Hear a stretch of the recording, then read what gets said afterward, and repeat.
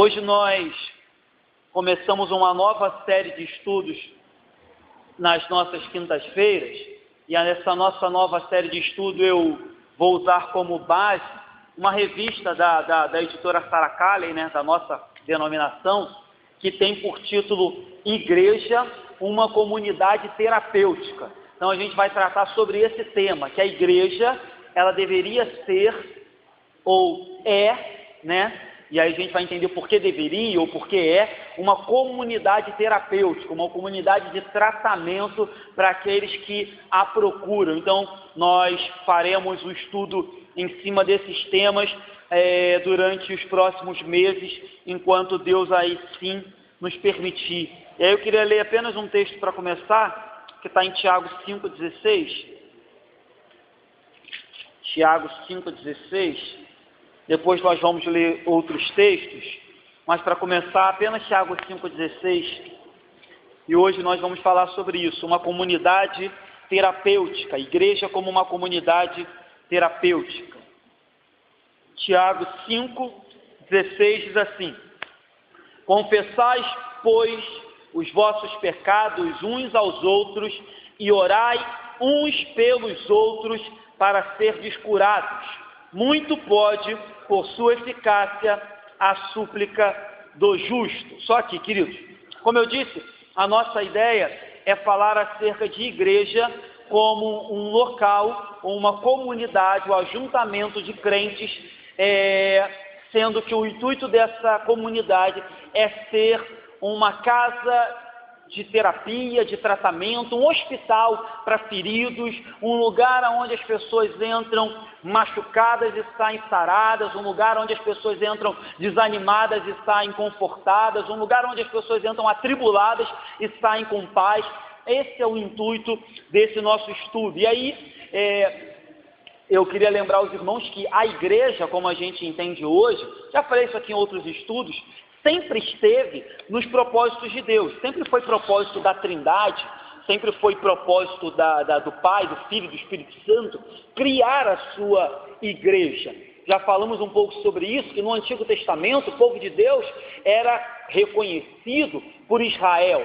No Novo Testamento o povo de Deus é reconhecido pela igreja, que nós temos hoje como congregacionais, batistas, presbiterianos, metodistas, mas Deus sempre teve como objetivo fundar a sua igreja, e é muito bom frisar esse sua igreja e lembrar que Jesus tem todo o controle sobre a sua igreja. Afinal de contas, os irmãos devem lembrar que em Mateus 16:18 ele diz: eu edificarei a minha igreja. Apesar de hoje muitos homens se sentirem ou arrogarem para si a propriedade da igreja, Jesus diz que a igreja é dele, e ele diz: eu edificarei a minha igreja. Ou seja, não é o homem que vai edificar a igreja, e a igreja não é propriedade de nenhum homem, nem de nenhuma denominação. A igreja é minha e eu vou edificar. Então esse é algo que tem que ficar firmado, e isso se confirma anos depois com a teologia reformada, com os reformadores, porque para os reformadores a igreja ela vai ser afirmada, isso pelos reformadores, ela é o corpo de Cristo, ela é o ajuntamento dos santos, ela é a congregação do povo de Deus, que por meio do Espírito Santo são chamados, dotados de fé verdadeira e unidos numa congregação, seja, como eu disse, batista, congregacional, presbiteriana, assembleana, mas é o corpo de Cristo. Então isso é reafirmado, porque uma vez que a igreja é o corpo de Cristo, uma vez que a igreja é a comunhão dos santos, nós entendemos que Cristo governa sobre ela, Cristo é o cabeça dela e Ele que manda nessa igreja. Então, igreja, uma comunidade terapêutica, governada, mandada por Cristo, aonde Ele chama pecadores ao arrependimento, os reúne em denominações diversas para que façam uma única coisa: sejam uma família que o adore, glorifique o teu nome e vivam em comunhão para adorá-lo. Esse é o intuito da igreja. Mas aí a gente entra num aspecto aqui, que eu já falei um pouco aqui na igreja também. Nós temos dois aspectos da igreja. Um é a igreja invisível. Já falei bastante isso aqui. O que é a igreja invisível, pastor? Igreja invisível é a igreja que Deus vê. E Deus não vê denominação, Deus não vê tempo de igreja, Deus não vê o cargo que eu ocupo aqui, ou o cargo que os irmãos possam ocupar aqui nessa igreja. Deus vê a igreja invisível. Deus vê um povo espalhado pela face da terra, desde o Antigo Testamento até agora, que se chama pelo seu nome, que é separado do mundo para adorá-lo. É isso que Deus vê. Deus vê uma igreja santa, sem mácula, sem ruga. É isso que está em Efésios 5:27. Efésios 5:27 diz assim, Efésios 5:27, para apresentar a si mesmo igreja gloriosa, sem mácula, sem ruga, nem coisa semelhante, porém santa e sem defeito. É assim que o escritor dos Efésios diz que Deus vê a igreja. Na perspectiva de Deus, fora do tempo, fora do nosso mundo, Deus olha para a sua igreja e a vê ataviada como a noiva do Cordeiro, aquela que foi lavada e remida pelo sangue de Jesus, aquela que espera, aguarda a segunda vinda de Jesus para buscá-la. É assim que Deus vê a igreja. Contudo, entretanto, todavia, sejamos realistas, quando a gente olha para a igreja real, a igreja na prática, a igreja feita paredes, com placas denominacionais, a verdade é que a gente encontra muitas incoerências e muitas divergências e até eu poderia dizer desvios da vontade de Deus para a sua igreja de Efésios, sem mancha, sem mácula, sem defeito. E aí acontece que esses desvios, essas divergências, não fazem parte do plano de Deus, isso é óbvio, mas isso faz parte, sim, da natureza pecaminosa do homem, aonde o homem bota a mão, ele causa problema, e esse problema faz com que as pessoas que frequentam ou que olham para a igreja como denominação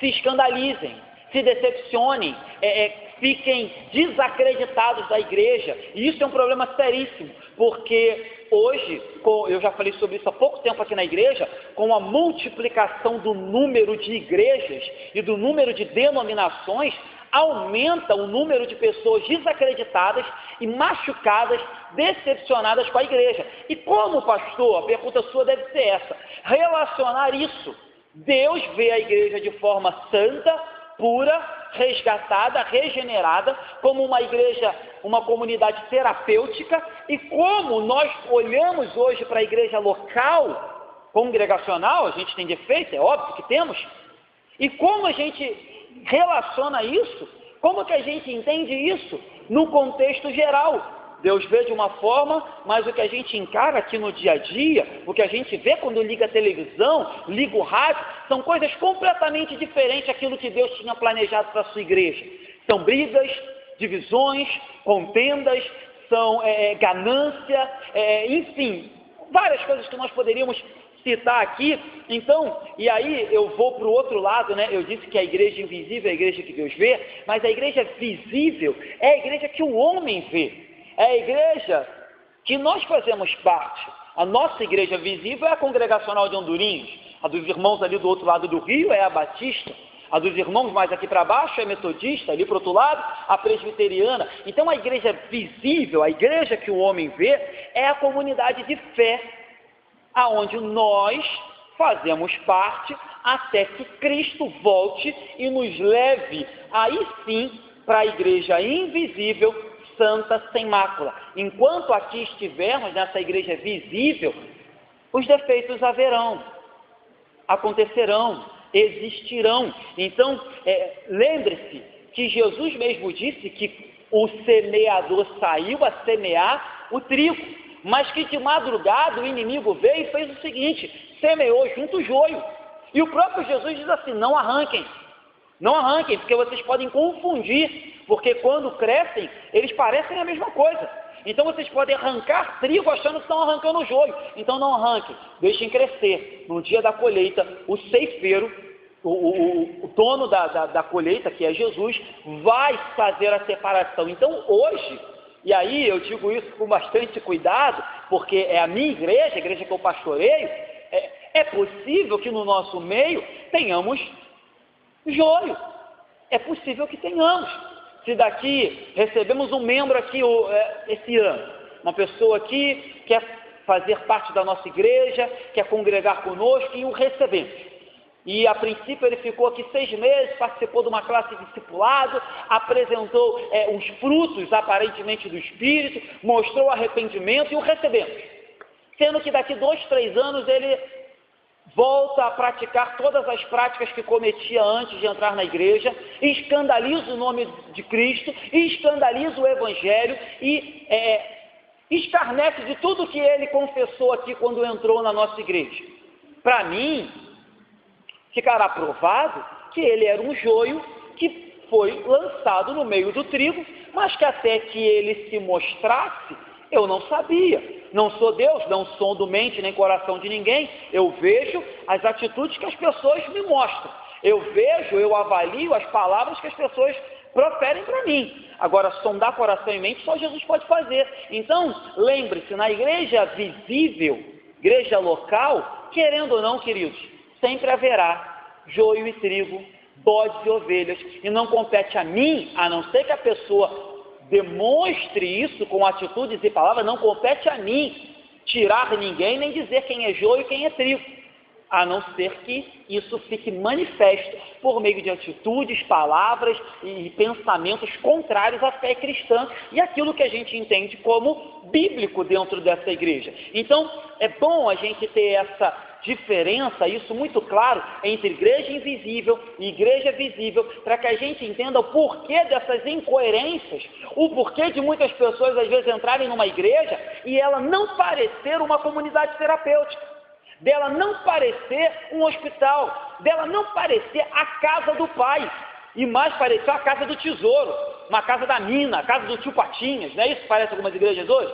Então é bom que a gente entenda a realidade entre igreja visível e igreja invisível, para que a gente entenda por que vemos algumas igrejas hoje que se portam como qualquer coisa, menos a casa do Pai, menos uma igreja terapêutica, menos um hospital para aqueles que vêm em busca de um Salvador, que é Jesus Cristo. Igrejas que falam de tudo, menos do Senhor da igreja.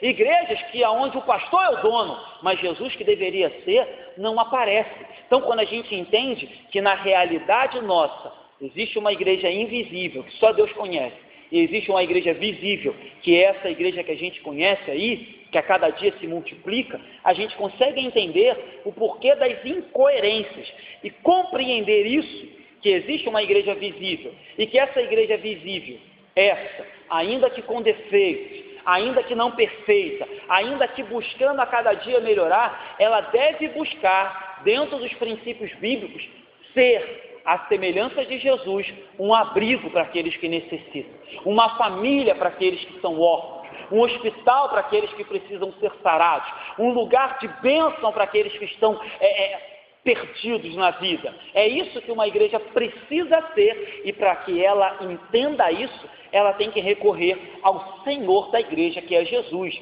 E o Senhor da igreja nos deixou direcionamentos, princípios, ordens na sua palavra. Então isso é o mais importante para que a gente entenda que a igreja é um lugar de manifestação da graça de Deus aos homens pecadores, imperfeitos, mas que a cada dia entendem qual o verdadeiro sentido desse lugar. Não é enriquecer, não é fazer disso um clube gospel, não é fazer disso apenas um ajuntamento, mas é fazer com que esse lugar seja uma família sempre de braços abertos, prontos a receber outros que queiram fazer parte da família, que ama a Deus acima de todas as coisas e o próximo como a si mesmo. Esse é o nosso ponto base.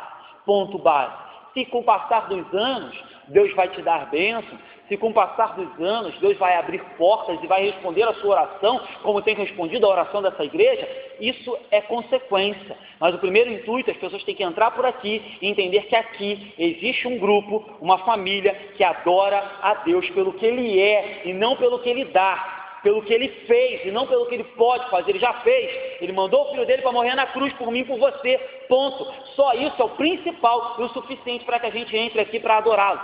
Esse é o principal. Então é isso que as pessoas têm que entender. Então, voltando para cá, partindo dessa premissa de igreja como local de terapia, eu queria ler lá em João 17, acerca de um princípio, que lá na revista escrita na editora Sarah Kalley, eles falavam sobre um princípio chamado princípio de identificação. E a gente vai tentar entender o que ele queria dizer com isso. Em João 17, no versículo 21, Jesus diz assim, João 17, 21, a fim de que todos sejam um, e como és tu, ó Pai, em mim, e eu em ti, também sejam eles em nós, para que o mundo creia que tu me enviaste. Então você vê aqui, Jesus falando de um princípio, segundo essa revista da nossa denominação. E para eles, para o autor, é um princípio chamado princípio da identificação. O que é isso? Jesus entendia que os discípulos deveriam se identificar entre si, mas que eles deveriam se identificar entre si como um, mas que essa identificação final deles deveria ser com o seu mestre. Entende? Eles deveriam olhar para os seus companheiros e se identificar. Ah, eu me identifico com Orlando. Ah, eu me identifico com Paulo. Ah, eu me identifico com Sandro. Eu me identifico com esse ajuntamento, com essa comunidade que é chamada Igreja de Andorinhas. Por isso que eu faço parte dela, eu me identifico com ela. Mas a nossa identificação que nos une, ou a nossa identificação final, ela tem que ser com o Senhor dessa igreja. Entende? Se você faz parte dessa igreja porque você se identifica só com o pastor, porque se você se identifica só com os louvores, porque se você se identifica só com a pregação, você está pecando. Porque no final de tudo, você deve se identificar com essas coisas. Senão você não vai querer fazer parte dessa comunidade de fé. Mas você deve se identificar com o dono dessa comunidade, com o Senhor dessa comunidade. É isso que Jesus diz, Pai, que eles sejam um, como eu sou com o Senhor desde o início. Que eles se identifiquem. E aí, claro, né, é isso que Jesus estava dizendo, um discípulo, que era os 12, né, eles precisavam de um mestre, eles precisavam de uma referência, eles precisavam de alguém que o ajudasse, desse suporte, desse amparo. A gente tem pregado aqui domingo após domingo, e a gente tem visto que os discípulos, eles erravam direto. Então, nada mais necessário que eles tivessem um mestre, alguém para se identificar. E é isso que Jesus está dizendo aqui, olha, eles têm que entender que eles têm que ser um. E aí, se identificando comigo, se identificando mutuamente, eles entenderão o que é ser uma comunidade terapêutica, o que é ser família. Porque, e aí, deixe-me aqui fazer uma colocação que eu sempre faço, eu também não estou aqui, queridos, falando de utopias, como dizia o presbítero Fábio aqui no domingo pela manhã, porque eu bem entendo que dentro de uma comunidade como a nossa, que nem tão grande existem grupos que têm uma identificação maior do que outros. Os grupos do grupo de jovens, é normal que eles tenham uma identificação maior entre si. O grupo, por exemplo, do conselho missionário, que tem essa identificação, né, gostar de missões, tem talvez uma proximidade maior. E aí, queridos, enfim, a igreja vai ter grupos que se identificam em torno de algo que gostam mais e vão ter mais afinidade. Mas no fundo, existe uma identificação que nos une, independente de ser jovem, de ser velho, de ser novo, de ser do conselho missionário, de não ser do conselho missionário, independente de ser do louvor, de não ser do louvor. O que nos une é a identificação com Cristo. É isso que nos une como família, no ponto final. Então, não estou dizendo aqui também que nós devemos todos ser extremamente unidos como uma coisa só. Não é esse o meu intuito, porque eu sei que a igreja ela é um corpo formado de muitos membros.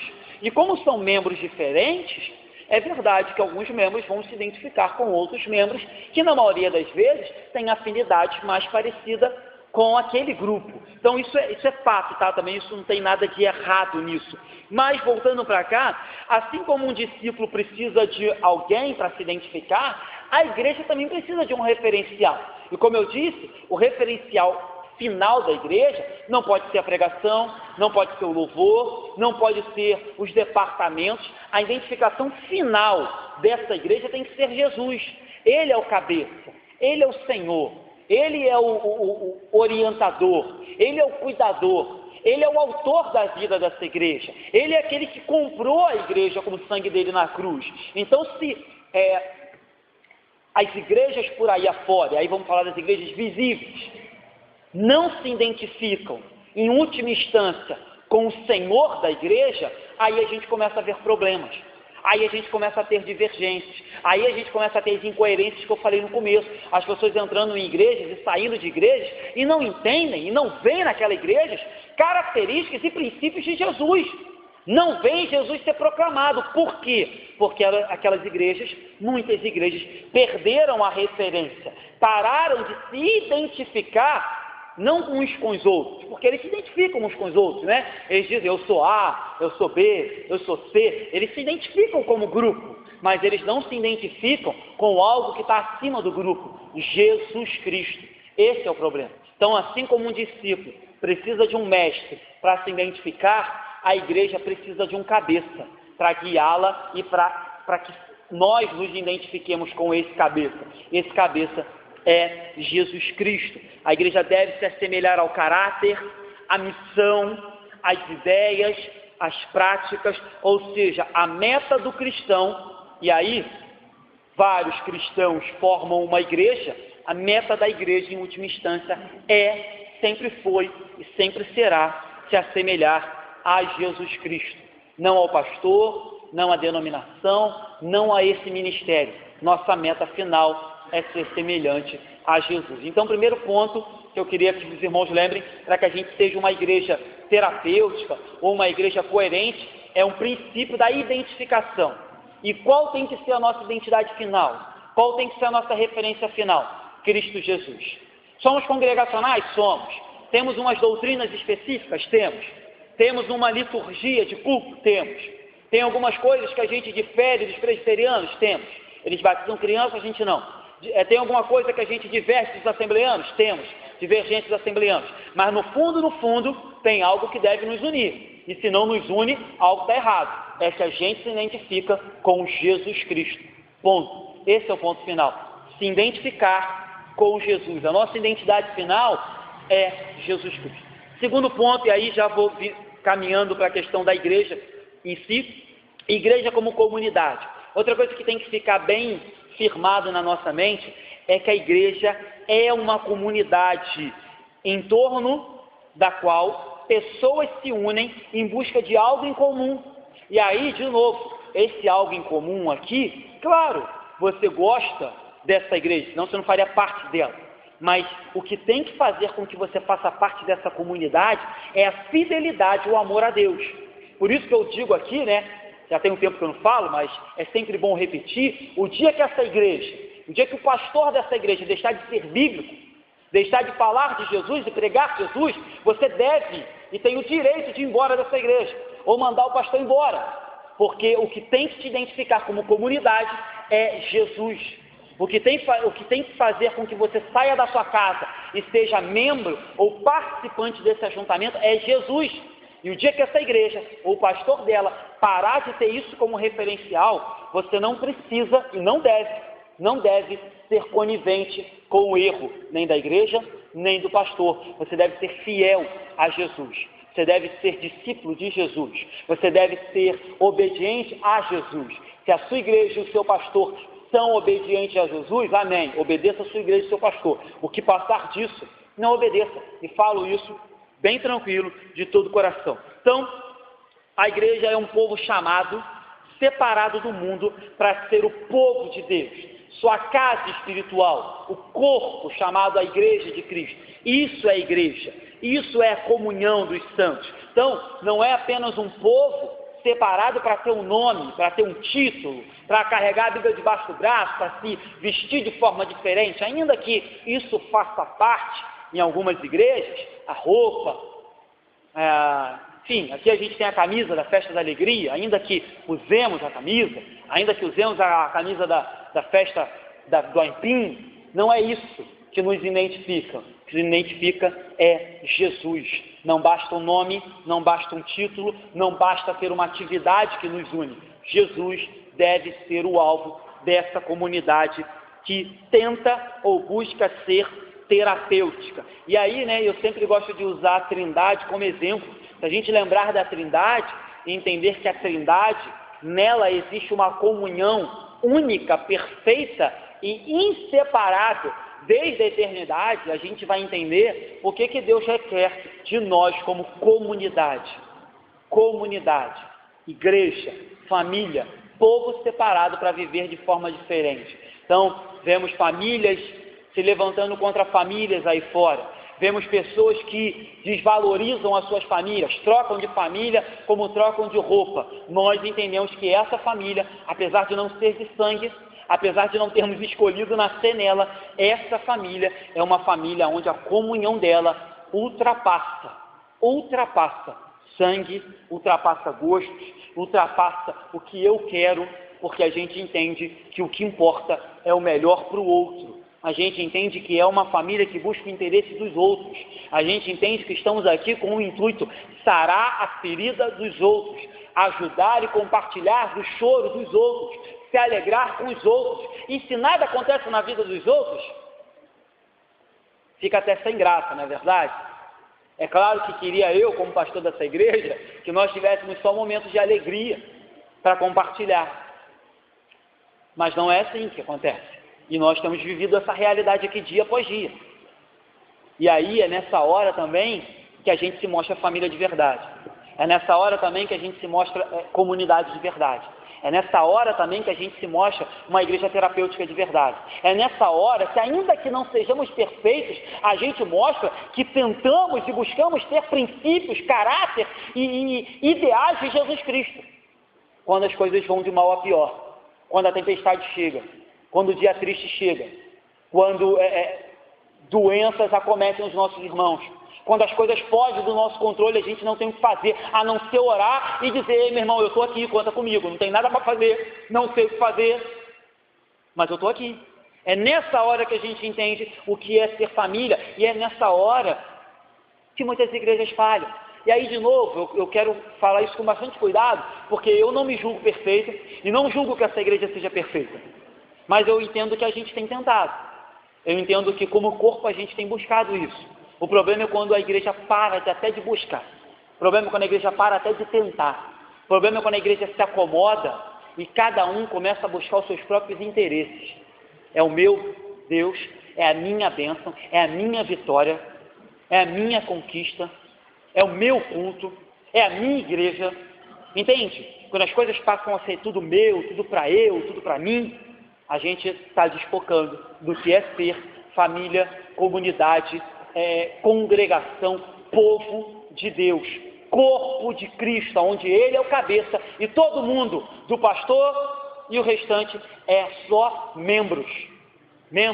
Organizamos como igreja, presbíteros, diáconos, pastor, professores, pessoas que tocam, que cantam, mas de Cristo para baixo, meu irmão, todo mundo é membro, todo mundo é ovelha, todo mundo é servo, todo mundo faz parte de uma família, todo mundo foi adotado, desde mim até o membro mais novo dessa igreja, foi adotado na família que não é minha, é dele.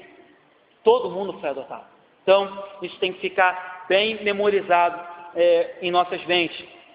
O problema é que hoje, e aí eu vou ler o que escrevi aqui, a igreja atual, a igreja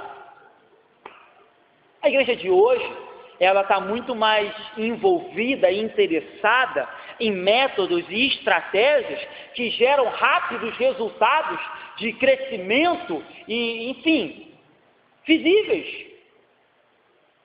E aí esquecem do que é ser família.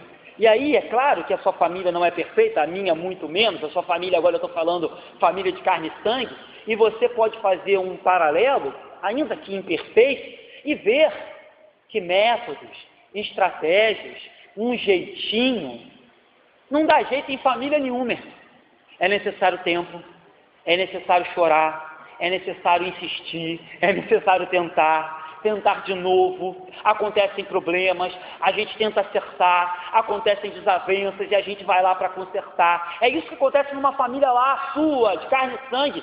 Quem dirá aqui que a gente junta pessoas diferentes, de todos os tipos, de todas as formas. Então, estratégias, métodos, jeitinhos, dão uma maquiada, mas não resolvem o problema. Mais cedo ou mais tarde, as modas passam. O jeitinho, aquela gambiarra, vai se mostrar mais prejudicial do que se a gente tivesse feito o serviço direito. Então hoje esse é o problema. As igrejas dão um jeitinho, dão uma maquiada, procuram métodos e estratégias. E aí eu vou falar isso também aqui com cuidado, porque eu não posso generalizar, mas aí reside o problema de eu, enquanto pastor, nunca ter pedido a Deus uma igreja grande. Porque eu entendo que quando a igreja é muito grande, o pastor tem que terceirizar o serviço que deveria ser dele. Aqui a igreja não é grande, eu não consigo dar atenção para todo mundo. Aqui a igreja não é grande, eu não consigo visitar todo mundo. Semana passada eu fiz 5 ou 6 visitas, né, Orlando? E ainda faltou um monte. Então eu acho que quando a igreja é muito grande, e aí de novo não estou generalizando, não posso porque não conheço a realidade dos outros, mas vou dizer por mim, eu acho que o pastor acaba, em alguns casos, terceirizando aquilo que deveria ser dele. Então ele não pode fazer, ele manda alguém ir, ele manda alguém substituí-lo. E aí, se o pastor sou eu, se Deus colocou na minha responsabilidade liderar esse rebanho, eu acho que algumas coisas competem a mim, ainda que eu possa usar da ajuda dos diáconos, dos presbíteros e dos irmãos que constantemente na minha ausência me representam, como segunda-feira, estavam lá sem a minha presença. Eu sou o pastor da igreja.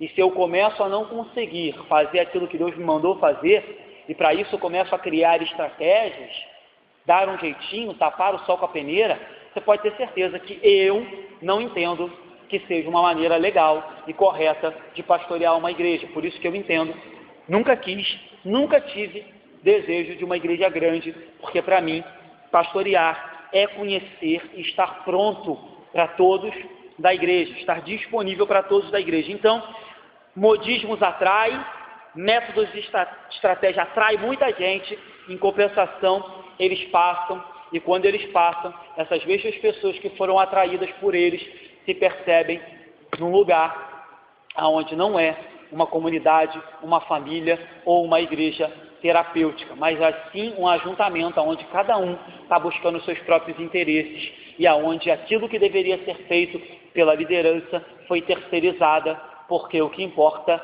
é crescer e não mais ser uma família, certo? Então, Jesus nos chama para ser uma família, uma comunidade, e aí, em comunidade, nós aprendemos a confessar os nossos erros. Em comunidade, nós aprendemos a ter a verdadeira humildade. Em comunidade, a gente aprende a ter fé e a sustentar um ao outro, como acabamos de ouvir aqui. Newton fala, olha, Deus fez um milagre, a melhora foi significativa, isso alegra o nosso coração, isso é resposta às nossas orações. Agora imagina você, se você não vivesse nessa comunidade e você fosse uma pessoa isolada, que só buscasse os seus interesses. Eu não sei se você orou, mas suponhamos, por exemplo, eu orei, eu não deveria nem falar isso, mas vamos lá, para que seja um exemplo. Eu orei pela Cecília. E aí, quando o Newton começa ali o culto desta noite, dizendo que ela teve uma melhora que surpreendeu os médicos, para mim, como membro desse corpo, dessa comunidade, o que eu entendo é, caramba, a minha oração foi respondida. Deus ouviu a minha, e vocês aqui que oraram têm o mesmo sentimento. Agora imagina se você faz parte dessa igreja, mas é uma pessoa isolada, que não vive em família, não vive em comunidade, não se importa com o que está acontecendo com os nossos irmãos à nossa volta, e você nem se deu ao trabalho de orar. Nessa hora, quando o Newton compartilhou, você não teve sentimento nenhum, porque você não participou disso, porque você não se envolveu nessa comunidade, porque você não se envolveu com o choro. Então você automaticamente pode até rir, mas o seu sorriso não vai ser o mesmo daqueles que entenderam, que participaram. Então, isso é comunidade, isso é família, é viver o que os outros vivem, viver crescendo uns com os outros, apoiando, sustentando, ajudando uns aos outros. Esse é o intuito de uma igreja, e quando esse não é mais o intuito, a gente perdeu o foco. Philip Yancey, um escritor muito conhecido, diz que o cristianismo só pode ser vivido dentro de uma comunidade. O cristianismo só pode ser vivido dentro de uma comunidade. Não foi isso que Jesus fez? Chamou os 12. Domingo agora a gente vai pregar. Enviou os 12. Logo em seguida Jesus chama 70 e envia 70. E a igreja só vai crescendo, crescendo e se multiplicando, mas sempre como família e comunidade daqueles que foram chamados por Cristo. Esse é o intuito. Então, se você se isola, se você vive sozinho, você não vive o verdadeiro cristianismo, pois o verdadeiro cristianismo só pode ser vivido dentro de uma comunidade de fé que se assemelha com os princípios e caráter de Jesus Cristo. Você faz parte da casa do tesouro, da casa da moeda que tem aí fora, você também não vive o verdadeiro cristianismo, porque o verdadeiro cristianismo é ser família de Cristo Jesus. E aí, já falando um pouco disso também, você vai lembrar, né, que dentro dessas incoerências que a gente falou no início, pastor, mas a igreja de Cristo, ela é santa, sem mácula, mas a igreja visível hoje tem tantos defeitos, isso é uma incoerência. E aí, dentro desse conflito que eu falei no início, que muitos não sabem lidar com esse conflito, muitos não entendem a questão da igreja invisível, da igreja visível, acontece o seguinte: hoje em dia existe um grupo que se rebelou contra a igreja visível, e aí eles dizem que são contrários à instituição, né, chamada igreja, né, seja ela congregacional, seja ela a denominação que for. Eles se rebelaram contra isso e hoje se autodenominam,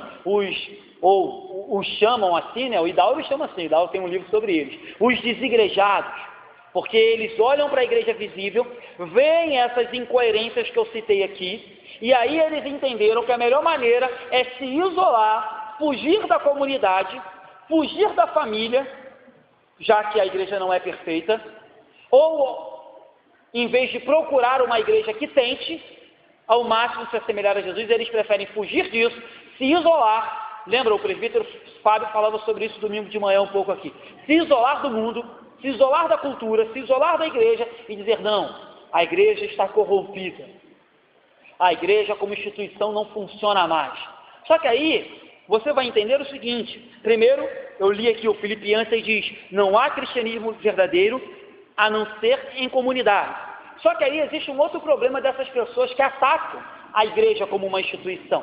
De nada adianta você atacar a igreja como instituição, se quando você sai dela, você continua a praticar atos, atitudes e pensamentos de uma igreja institucionalizada, de uma empresa, de uma franquia, tipo McDonald's, tipo Bob's, que é isso que essas igrejas se transformaram hoje, em franquias que se multiplicam.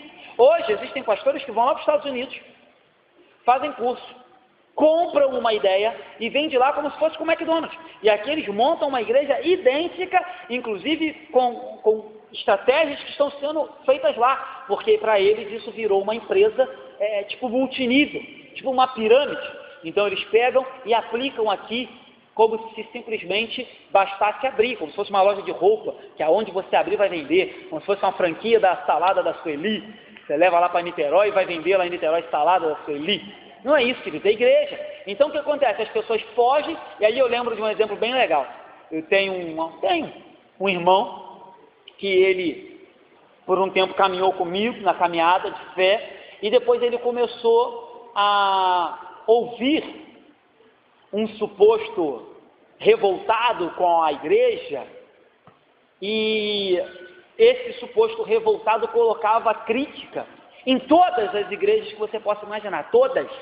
Em todos os pastores que você possa imaginar, ele criticava todos, ninguém salvava para ele, ninguém. Aí, esse irmão, com uma boa intenção, esse irmão conhecido meu, abriu um estudo bíblico no escritório que ele tinha lá em São Gonçalo.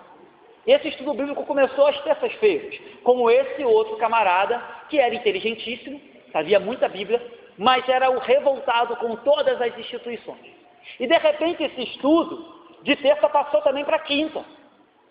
E de repente aquele irmão meu, que ainda frequentava algumas igrejas, parou de frequentar a igreja dele, porque o camarada que era revoltado com o sistema dizia: você tem que sair dessas igrejas, porque elas são tudo corrompidas.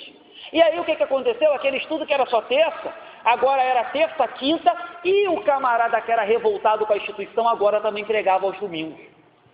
E aquele camarada que criticava a igreja A, B, C, D e E, e dizia que elas eram desviadas e perdidas, agora ele era o líder daquele grupinho que ele conseguiu convencer aquele meu colega a fundar. E lá tinha pregação, lá tinha oferta, lá tinha recepção de membros, ou seja, aquele camarada conseguiu juntar para ele uma igreja institucionalizada à semelhança da que ele criticava. Na verdade, o que ele queria era apenas seguidores. Na verdade, o que ele queria era apenas um rebanho para chamar de seu. E ele conseguiu fazer, mas o problema era a igreja dos outros.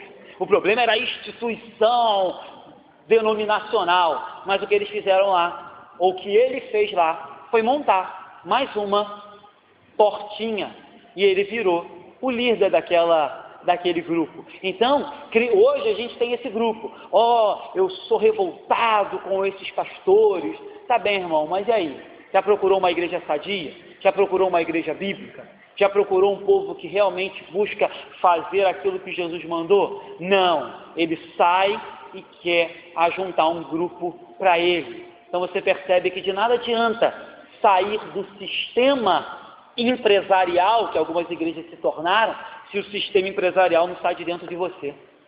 De nada adianta sair da igreja A, B, C e D, que não faz a semelhança da Bíblia, se você, a semelhança deles, vai fazer igualzinho, ali na esquina. O problema não está da instituição, o problema está na gente, o problema está nos pecadores, o problema está nos membros, o problema está nas pessoas que fazem parte dela. Então, cuidado com isso. Hoje é muito comum você escutar pessoas descendo a marreta nas igrejas, e ninguém mais do que eu, é crítico das igrejas atuais. Sou muito crítico das igrejas atuais, mas como eu disse, Jesus não chamou ninguém para andar sozinho. Jesus não chamou ninguém para ser o dono da verdade. Jesus não chamou ninguém para andar isolado. Jesus chamou comunidades de fé, famílias de fé, que sejam lugares terapêuticos para tratar e cuidar daqueles que precisam. Jesus combateu a religiosidade. Vocês têm visto isso aqui domingo após domingo. Jesus combateu os fariseus, os saduceus, os escribas, mas Jesus jamais combateu a sua igreja, porque foi ele que instituiu ela. Ele disse: as portas do inferno jamais prevalecerão sobre a minha igreja. A minha igreja. Então, cuidado com isso.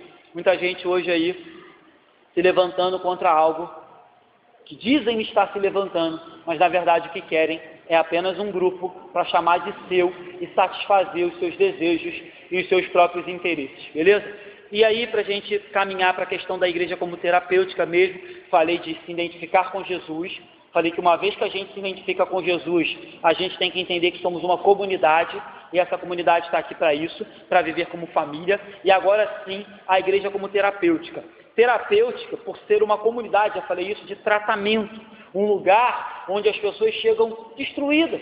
Não foi o próprio Jesus que disse isso em Mateus 11? Vinde a mim, os cansados, sobrecarregados, e eu vos aliviarei. E a gente bem sabe que esse alívio que Jesus promete aqui, ainda que possa ser um alívio de coisas terrenas, um alívio físico, um alívio emocional, pode tudo isso, pastor? Pode tudo isso, mas o alívio que Jesus está prometendo aqui é um alívio que o mundo não pode dar, é um alívio que transcende o alívio que o mundo promete, é um alívio que perpassa essa vida e entra numa vida futura. Então Jesus diz: vinde a mim, cansados e sobrecarregados, e eu vos aliviarei.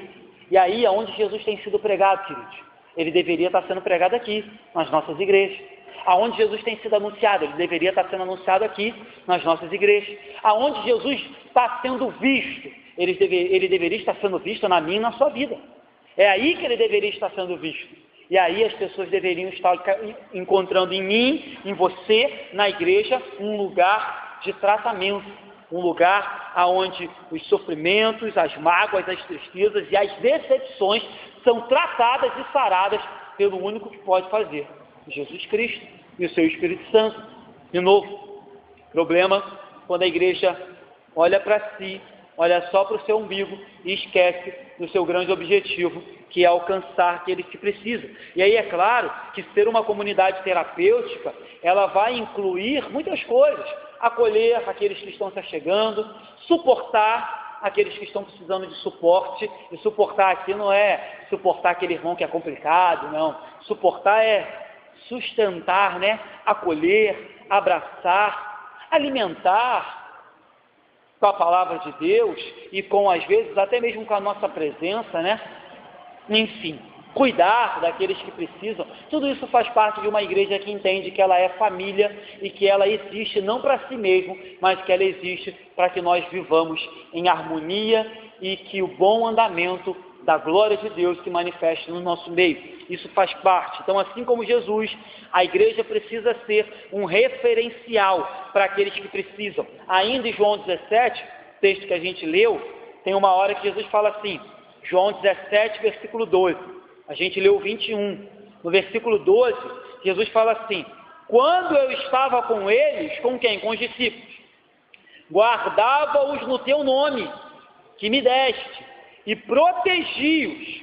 Nenhum deles se perdeu, exceto o filho da perdição, para que se cumprisse a Escritura. Então Jesus disse: olha, eu estava guardando e protegendo. E nós, a igreja, a semelhança de Jesus, deve continuar guardando e protegendo aqueles que se achegam aqui em busca do nome de Jesus, em busca de tratamento para as suas mazelas e para os seus problemas, que só Jesus pode fazer.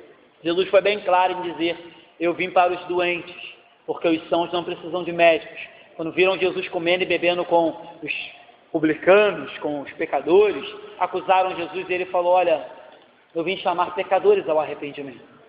Eu vim chamar pessoas que precisam de ser tratadas, curadas, transformadas, ressuscitadas, porque estão mortos dos seus delitos e pecados. Esse sempre foi o intuito de Jesus. E aí, de novo, o dia que a igreja parou de entender que esse também é o objetivo dela, a igreja se perdeu. E aí digo igreja, de novo, né? Generalizando, como igreja visível, que a gente a cada dia olha e vê os erros, as incoerências e as discrepâncias com aquilo que Jesus falou e com aquilo que as igrejas falam. Eu lembro que eu acho que eu já falei isso aqui uma vez. Alguém tem que estar errado nessa história, queridos. Ou é Jesus, ou são os apóstolos da televisão. Ou é o evangelho da Bíblia, ou é o evangelho dos homens. Alguém tem que estar errado. Não pode haver duas verdades. Não podem haver duas verdades antagônicas. Não podem. Alguém tem que estar errado. Ou é Jesus, ou é o que a gente escuta nos rádios a cada dia.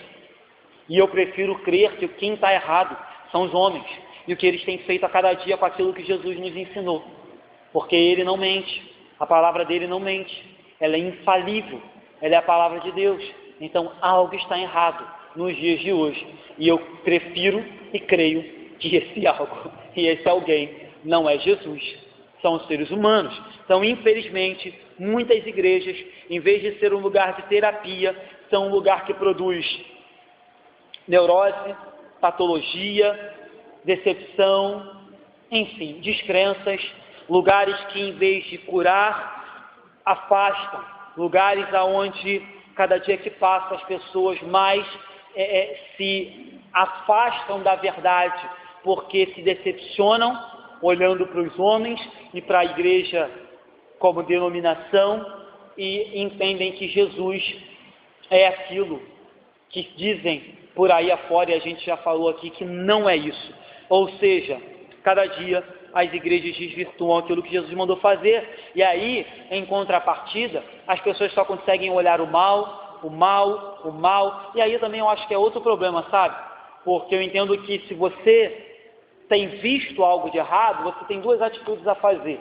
Ou você batalha para que aquilo se acerte, ou você procura uma outra comunidade de fé que você entenda ser bíblica. Agora, se você só consegue olhar o mal, permite que aquilo tome conta da sua vida. Permita que aquilo ocupe o seu dia, a sua vida, a ponto de te afastar completamente da presença e da comunidade, da família de fé. Eu acho que também aí não é o caminho e nem é o propósito de Deus para as nossas vidas. Creio que o propósito de Deus para as nossas vidas, se nós percebemos ou entendemos que algo está errado com a verdade da Escritura, ou que a igreja tem feito, o que nós devemos fazer é, posso corrigir? Posso fazer algo para mudar essa realidade? Não, não posso. Então, meu irmão, ore e peça para que Deus te leve para um lugar aonde o nome dele seja exaltado e que a palavra dele seja a única regra de fé e prática, aonde Jesus seja o dono da igreja, aonde Jesus seja o cabeça, aonde Jesus diga a última palavra, aonde os princípios, os valores e as características de Jesus sejam exaltadas e não a do pastor e da igreja local. Então, aí é outro problema. Hoje a gente tem um monte de crente assim, me magoei, me chateei, me decepcionei. E aí vai fazer parte de um grupo de desigrejados que, quando você perceber, nada mais é do que uma igreja tão institucionalizada e com tantos problemas quanto aquela da qual eles falam mal. Tanto quanto. Talvez menos, né? Porque eu acho que é proporcional. Você tem um grupo de 10, mais fácil de você aparar as arestas. Grupo de 30, 50, 80, mais difícil. E quanto maior o grupo fica, mais difícil de você aparar as arestas e ter afinidade entre todos. Então, o que esse pessoal faz é apenas tapar o sol com a peneira, creio eu, não ser a vontade de Deus, porque lembra que eu falei, como Filipe Yancey diz, o cristianismo de verdade só pode ser vivido se for em comunidade, se for em família, se for no meio do povo de Deus. Se for separado, você virou, sei lá, uma seita, você virou carreira solo, e carreira solo não dá certo, não faz parte do propósito de Deus. Para terminar, queridos, uma igreja, duas vertentes, ou melhor, duas realidades. Uma igreja visível e uma igreja invisível. Uma igreja visível que tem defeitos, que tem falhas, mas que deve a cada dia olhar para Jesus e procurar melhorar. E uma igreja invisível, que só quem vê, só quem sonda, só quem conhece é o dono dela. Ela é santa, sem mácula, sem defeito, ele sabe quem é o joio, quem é o trigo, quem é a ovelha, quem é bode, ele sabe quem é quem. Foi ele que nos chamou, foi ele que nos salvou. Ele sonda mentes de coração, coisa que eu não faço. Então, o que a gente tem que ter em mente é sempre isso. Uma igreja, duas realidades. A realidade que vivemos aqui, em busca sempre de se assemelhar a Jesus, mas entendendo que somos imperfeitos, somos pecadores. E aí, sempre vai haver detalhes a serem acertados. Sempre vai haver arestas a serem aparadas. Sempre vai haver defeitos que você vai ter que suportar do irmão, como o irmão vai ter que suportar seu. Sempre vai haver algumas coisas que você não gosta, como vai haver coisas que o outro irmão não gosta. Né? Como o Leclerc dizia aqui, sempre vai ter um grupo que acha que o pastor brinca demais, outro que acha que ele é sério demais. Uns que acham que o ar-condicionado que o ventilador faz muito barulho, outros acham que o ar-condicionado fica gelado demais. Outros que acham que o louvor é muito barulhento, outros que acham que o louvor é muito monótono. Ou seja, sempre vai haver isso, queridos. E você pode pular de galho em galho, de igreja em igreja, e você vai encontrar o mesmo grupo e as mesmas reclamações. Importa que no final as igrejas se identifiquem com ele, que é o cabeça, sumo sacerdote, pontífice da igreja, o resgatador da igreja, Jesus Cristo. E entendamos uma igreja com duas realidades bem distintas, que trazem realidades, consequências que a gente tem visto. Pessoas fazerem coisas que não foram mandadas por Jesus e que só escandalizam o nome do Evangelho. Então, queridos, talvez esse seja o problema da maioria das igrejas hoje. As igrejas não conseguem entender essas duas realidades, e aí homens e mulheres tentam na marra fazer com que a igreja visível se torne uma igreja invisível, e esquecem que quem disse que eu edificarei a minha igreja foi Jesus, não é o pastor. Quem edifica, quem purifica, quem levanta, quem disciplina, ou seja, quem faz tudo, apesar de sermos instrumentos dele, mas quem faz em última instância é ele. O problema é que hoje a gente tem homens e mulheres à frente das igrejas achando que eles podem, na força do braço, por meio de estratégias e projetos, fazer com que a igreja local se torne uma igreja invisível, perfeita, sem mácula. E aí, queridos, vai virar franquia do McDonald's. vai virar franquia de salada, vai virar empresa. E uma igreja terapêutica, uma igreja como família, você não vai encontrar. Esse é o grande problema de hoje. Homens e mulheres que querem tomar o lugar de Deus. Não é difícil encontrar crentes decepcionados com as igrejas. Contudo, entretanto, todavia, ainda é mandamento, ainda é ordem de Deus que vivamos em comunidade, em família, em igreja. Se você acha que aqui não é a ideal para você, mas ainda assim, você ore e que Deus te leve para viver em comunidade, em família, em um lugar, e que você seja a bênção lá. É outro problema também. As pessoas veem muitos defeitos nas igrejas locais onde estão inseridos. E aí não vou generalizar, mas se você for avaliar, você vai ver que a maioria das pessoas que veem muitos defeitos e que não conseguem se inserir numa igreja local, eles não vão, na maioria das vezes, conseguir se inserir em uma igreja local, porque o problema está nele. E o problema às vezes não está no corpo. De novo, não estou dizendo que as igrejas são perfeitas. Eu sou bem crítico às igrejas. Mas a maioria das pessoas não entendem que o que precisa mudar, às vezes, é dentro de si. É em si mesmo. É no seu próprio caráter, na sua própria fé, na sua própria convicção do que é a igreja. Na sua própria convicção de que a igreja, ainda que sirva para te abençoar, em última instância ela não é para te abençoar, ela é para abençoar o outro. Ela é para fazer bem da família, ela é para o bem coletivo, ela é para caminhar juntos, ainda que às vezes a gente tenha que sofrer o dano,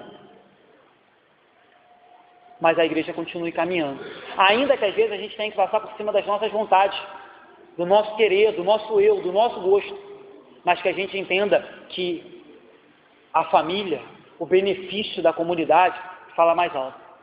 Ainda que às vezes a gente tenha que engolir muita coisa que a gente não quer engolir, mas que a gente entenda que o corpo tem um cabeça, e o cabeça é Cristo. E a gente é membros, e os membros devem, dentro do possível, contribuir para que esse corpo continue caminhando. Cabe aos crentes, então, viver uma vida natural dentro da igreja, deixando que o governo, a onipotência, que a cabeça, que quem conduza, seja o Espírito Santo. Dependendo de Jesus, dependendo de Deus, seguindo os passos do Mestre descritos na Bíblia e vivendo simplesmente uma comunidade terapêutica que a cada dia se aperfeiçoa e cresce na graça e no amor do nosso Senhor e Salvador Jesus Cristo. Amém?